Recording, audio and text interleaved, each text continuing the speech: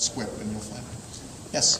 Like, when you're writing a fiction, right, but there's, like, different types of fiction and that for a fact, like, how do you find yourself, like, which kind of fiction you want to write? Like, when you say which kind of fiction you want to write, do you mean like realistic genre? or, yeah, like that? It's really important to write stuff that you read. Remember, according to the New York Times, 81% of Americans think that they have a book in them, right? That they have a story in them that's compelling and beautiful enough to be a book. But only 50% of Americans read, okay? So don't be in that 31% who thinks that your story is good enough that you can share with the world, but you don't have the time to put in the effort to read, right? So when it comes to what should you write, look to what you're reading. If you read science fiction books and love them, then that's what you should be writing. If you read realistic fiction and you love it, then that's what you should be writing. Yeah. Yes? On your website, in the How to Become a Better Writer part, you say that it comes from skill and fear of death. Could you explain the fear of death? Fear of death, yes. Yes. Look, you're going to die. And art is one of your only ways to try and create something that lasts longer than you.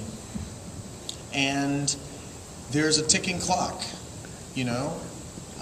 Every moment of every day, you know deep in your heart whether you're applying yourself fully or whether you're wasting your time.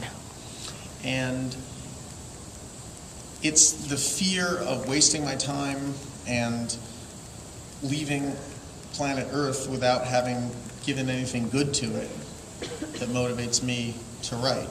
That's the best way that I can put it. If I wasn't scared of death, I wouldn't have any reason to try and create something. It can't just come from leisure. It has to come from, there has to be drive. You have to picture that ticking clock and say, I got to get this down before the time is up, you see?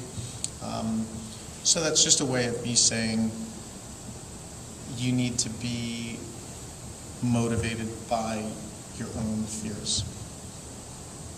Yeah? Okay. On your site you have different percentages, like this is basically 95% of my life, this is 65%. Where do you get those percentages from? Where do I get the percentages from? Well, this is the book that I say is 95% based on my real life, because it's all real life stories of things that happened to me in high school, but I changed the names and I combined some people. 65% is the figure I get for Be More Chill. Be More Chill is about a guy who gets a pill in his brain that tells him how to be cool all the time. That's obviously fictional, right? I mean, we tried to make it seem non-fictional with all the websites, but it's fictional. So far, I think that by 2020, we'll really have technology like the Squip. I'm not kidding. I have a Squip watch on my website where people are keeping track of different things. You know, there's a lot of parents in Florida now who are getting their kids implantable chips in their arms so they can track them with GPS. Yes, absolutely true. RFID chips, look it up. And quantum computing technology enables us to have exponential leaps forward in processing capacity. So I don't think it's out of the question that there'll be a Squip one day. But yes, right now, Be More Chill is fictional. So when I say it's 65% real, I mean a lot of the stories that are in the book are actually real. The concept is fictional, but a lot of the stories are real. There's a part of Be More Chill where the main character, Jeremy, is at a party, and he sees two people doing what I describe as a double-decker toilet vomit attack. It's one guy who's it's one guy who's like kneeling in front of the toilet, and one guy who's standing over him, and they're both throwing up in the toilet at the same time at a party. I really saw that happen. So that's real. That's what I mean by 65% real. Yes? I have another question. It's kind of related to the mental questions. Are there like any authors that really inspired you in your writing? Well, and how like you mentioned like the kind of fiction that inspired what you wrote and everything? Are there any authors who really inspired my writing? Yes. When I was about 12, I read Jurassic Park by Michael Crichton. Anyone here read anything by Michael Crichton? Besides Jurassic Park? No, Jurassic Park counts. Okay, great. Great, 3 people. Okay, good. I love Michael Crichton. I feel like in 50 years, he's going to be recognized as the American Jules Verne. I understand why a lot of critics don't like him. He didn't believe in global warming, and he had a lot of other views that weren't too popular. He passed away in 2008. But when I got Jurassic Park, I took it into the bathroom, and I sat on the toilet, and I started reading it. And I got so into it that both of my legs fell asleep. And my father was banging on the door saying, "Let me into the bathroom, I gotta, you know." And I'm like, "Hold on, I'll be out in a second, 1 second." And I got up and I collapsed on the floor because both of my legs were asleep. And I was splayed on the floor like a fish, you know, unable to get to the door because of this book. And I thought to myself, what power to be able to compel someone to turn the page so much that their legs fall asleep and their body ceases to function. And I wanted that power. I wanted the ability to do that. And so when it comes to showing me how seductive writing could be, that was an important moment for me. Yes? Can you tell us anything about your newest book, like when it's going to come out or what it's about? Yes, I can.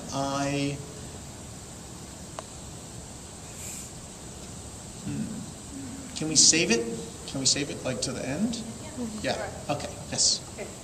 On your website, under the FAQs, it says whatever happened to the attack of the killer turtle.